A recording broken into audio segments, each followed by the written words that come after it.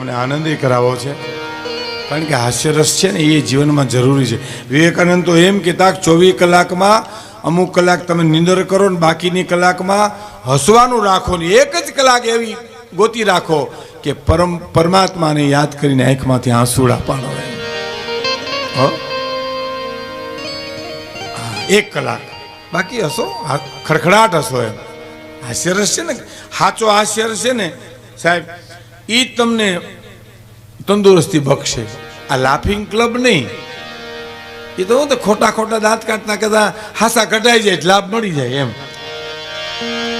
બાકી ચાવી વાળા રમકડાની જેમ દાંત કાઢી એનું આરોગ્ય વળે, ઓલા તો આંખીમાંથી આંસુ નીકળી જાય એવું. હાસ્યરસ તો જીવનમાંથી નીકળે, માત્ર ગોતવાનો જ છે. બોલો લ્યો, એક ભાઈને એટલું કીધું 100 રૂપિયા ઉછી ના દો ને. બોલ્યો કે હું તમને બરાબર ઓળખતો નથી. નહીં તો ના, બરાબર ઓળખે કોઈ દેતું નથી. લ્યો બોલો ક્યાં લેવા જવા મારે હવે? એટલે આગળ આવ્યો. એક જણ બીજાને કીધું એને ઉછીના જ લેવા, પછી ક્યાં વાત નીકળી જ જવું છે. પછી એક જણે કીધું તું હું તમારી ત્યાં રૂપિયાની ઉઘરાણી કરી અને મારા 3 જોડી ચપ્પલ તૂટી ગયા, તોય તમે દીધા નહીં. તો ઓલો દાંત મીંડો કાઢવા ગરદણી, તોય ઓલો લેણાવાળો કે શરમ નથી આવતી દાંત કાઢો તમે? તો કે ચપ્પલની વાત કરો તમે? તો કે આ ફરિયામાં પાળિયા છે ને એ લેણાવાળાના જ છે. આ જે ખાંભિયું ઉભ્યું છે ને, તમારા પગરખા હું આમાં કરતા હતા. એટલે આગળ નીકળો લે વાત છે. પછી ક્યાં વાત રહી કે ભાઈ 100 રૂપિયા ઉછી ના જો. કે એમ કરો, એ દાતાર માણા હતો. દાતારની વ્યાખ્યા કરવી ને આપણે, દાતારની વ્યાખ્યા તો એક જ વાક્યમાં થઈ શકે.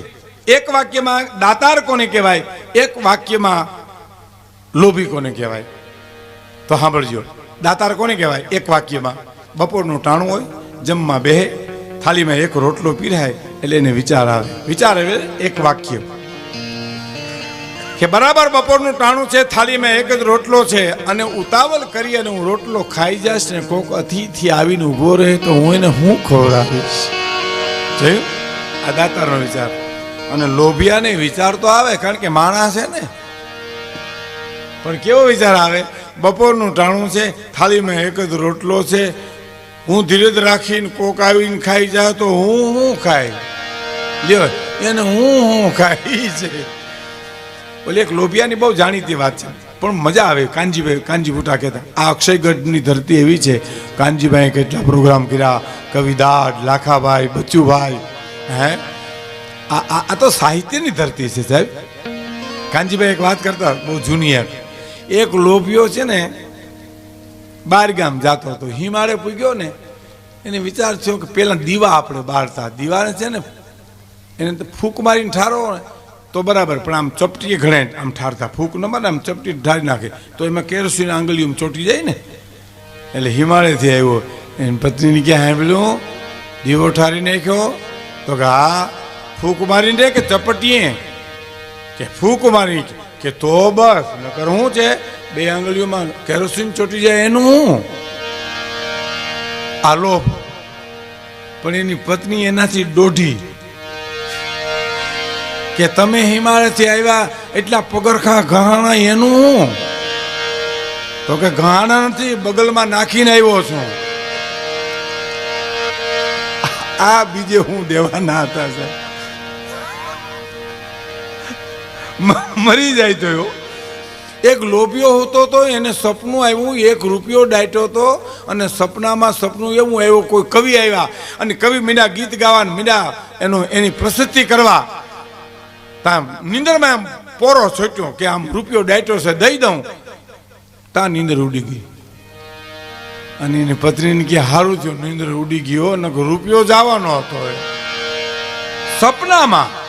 ઓમ તો ક્યાં વાત રહી? હે એક જણો ઘીરે આવ્યો ને, તેની પત્નીએ પૂછ્યું કે હા તો કા મોઢું કેમ એડિયું પીધા જેવું થઈ ગયું? કોઈ માર્યા? તો કે ના કઈ ખરજ વધી ગયું. આ તમે ગમે એટલી વાર સાંભળો ને તોય આનંદ આવે. આ જીવનની વાતો જ બધી. કરજ વધી ગયું કાંઈ?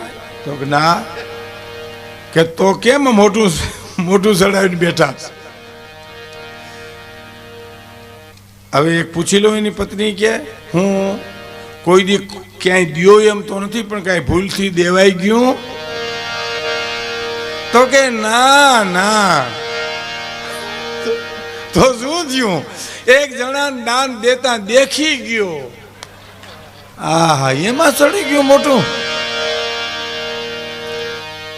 પરમ પૂજ્ય મોરારી બાપુ ગઈકાલે બોલ્યા હતા, વાતના પૂર્તિ છે, દોહરાવું સાહેબ, કે પુણ્ય કરે માણસ સ્વર્ગમાં જાય સાહેબ, અને પાપ કરે એ નરકમાં જાય. તો આપણે ત્યાં બે પ્રણાલિકા છે, પણ એની ઉપર એક જગ્યા છે, ત્યાં કોણ જાય? જે અસ્તિત્વની વ્યવસ્થા કરે હે, ત્યાં કોણ જાય? કારણ કે બુદ્ધિ પરની વાત છે ને, આ તો બુદ્ધિનું ગણિત છે. સ્વર્ગ નરક તો બુદ્ધિ પરની વાત પણ છે ને. ભગવાન રામને અહિરાવણ પાતાળમાં લઈ ગયો અને નાક પાસ બાંધીને, અને હનુમાનજી ગરુડની મદદથી એને રામને મુક્ત કર્યા. પણ રામના પરમ ભક્તને એટલે બહુ દુઃખ થયું, એટલે વિધાતાને ઘીરે ગયા. અને વિધાતાને કીધું કે મારા રામના આવા કેમ લેખ લખ્યા તમે? કેમ લેખ લખાય તમારાથી આવા?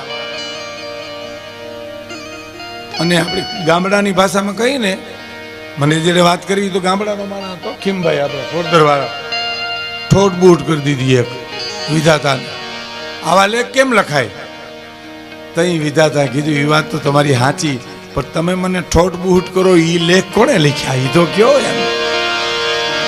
એની ઉપરની જે વાતની વાત છે ને, સ્વર્ગ નરક તો એ બુદ્ધિની વાત છે ભાઈ આપણી, પણ એની આગળ બાપુએ બહુ સરસ વાત કરી, બહુ સરસ.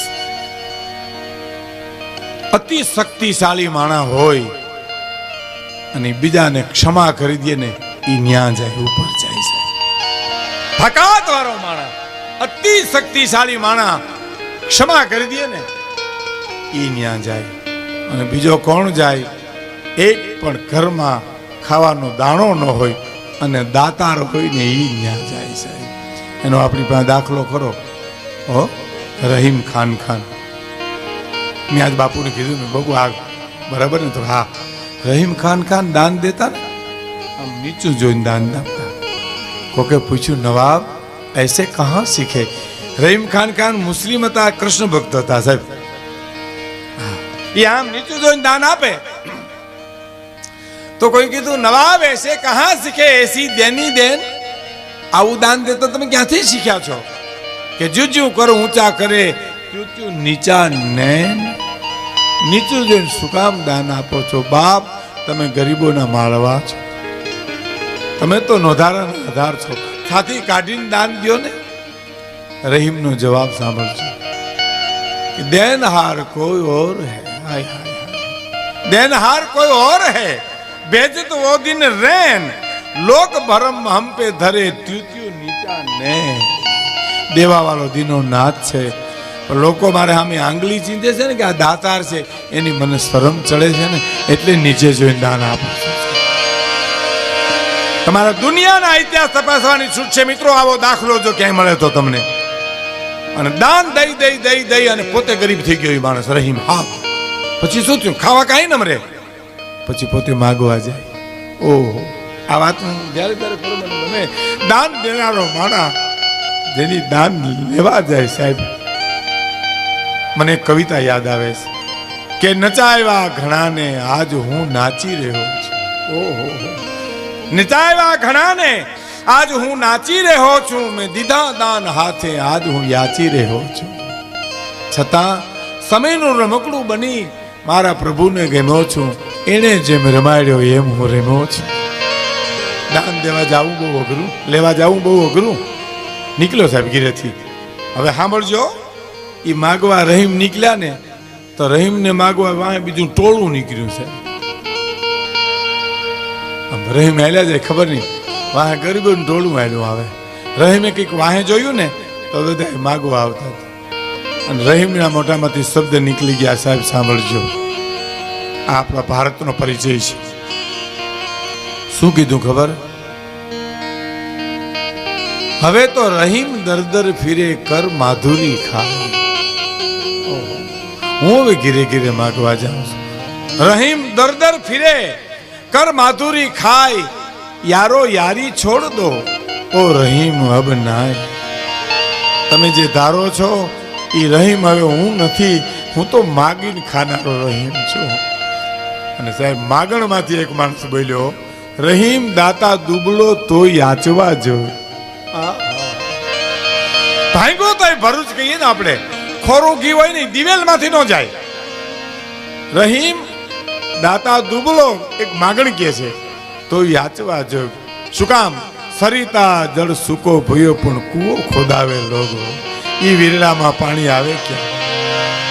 આવો આ દાતા હે. અને લોભિયા એટલે કહેવાનો અર્થ એવો દાતા રે કે ત્યાં જાય અને શક્તિશાળી હોવા છતાં ક્ષમા કરી દે એવો એની ઉપર બેસે. પણ લોભ છે ને આપણે કે પાપનું મૂળ છે. લોભ છે. ગજબ લોભિયા માણસો. લોભિયાની પરાકાષ્ઠાનો એક દાખલો દઈ દઉં. એક લોભિયાના ઘરમાં આગ લાગીને એને બંબાવાળાને મિસ કોલ કર્યો. બોલો, ઘર હળગતું તું અને મિસ કોલ કરીને બેઠો. આનાથી લોભિયો હોય તો મને કયો લ્યો કોઈ. એક લોભિયો ઘીરે આવ્યો ને તેની પત્નીને કે જમવાની કેટલી વાર છે? તો અડધી કલાકની વાર છે. ટાઈમ પાસ કરવા અગાસી ઉપર ચડ્યો. બોલો, તે પતંગની સિઝન, છોકરા પતંગ ઉડાડે, હારામાં હારી પતંગ કાપી કોઈએ અને પોતાના અગાસી પાસેથી પતંગ નીકળી લોભિયો જીવ ને તે પાયરે ચડીને પકડવા ગયો ને લથડ્યો ને પીડ્યો હેઠો. ભાઈઓ પડ્યો તો ખરો પણ રોહડાની બારીએથી કેતો ગયો, એક જણાનું ઓછું રાંધજે. હે તો કે હું જાઉં. અને જીણા હાથે કીધું છે જાઓ, બહુ રિયા આવે જાઓ. જીણા હાથે હોથા કાઢ નાખે ને. લોભની પરાકાષ્ઠા લોભિયા માણસોની વાત છે સાહેબ. પણ મારો કહેવાનો અર્થ એટલે કીધું 100 રૂપિયા ઉછે ના જાય. બોલો તો દાતાર માણા હતો. લઈ જાઓ, એમ કરો 50 રૂપિયા લઈ જાઓ, 50 પછી લઈ જાઓ તો તમારી જેવી ઈચ્છા ગણતરી તમારી. 50 રૂપિયા લઈને વયો ગયો. વરદી ન દેવાયો. એક વર્ષથી પછી ઓલા ગરદણી કીધું કે તમે ગઈ સાલ 50 રૂપિયા લઈ ગયા તો દઈ જાઓ. બોલો એમ તો મારા નથી તમારી પાસે 50 રૂપિયા પડ્યા. હું હો લેવા આવ્યો તો ને 50 રાખી ગયો તો લઈ ગયો તો 50 હામાં વળી ગયા. આના ઇતિહાસ